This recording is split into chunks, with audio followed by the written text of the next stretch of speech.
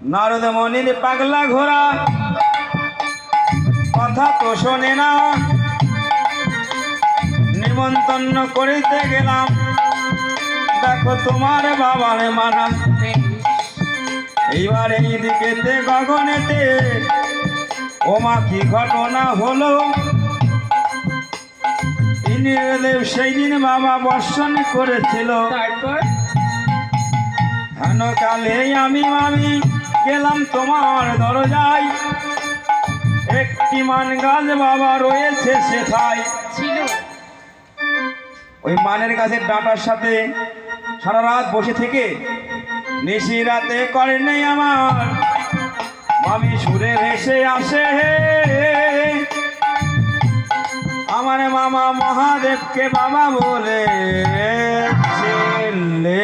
নারদ, ওই দিনকে কেন বাবা বলেছিলাম শুনবি? কবে?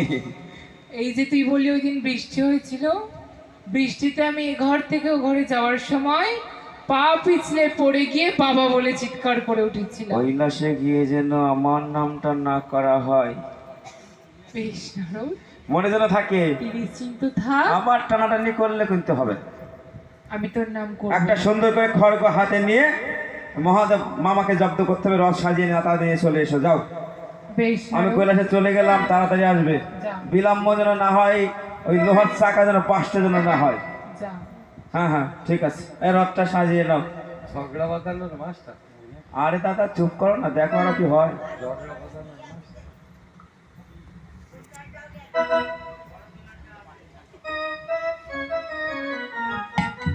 তাই নারদ,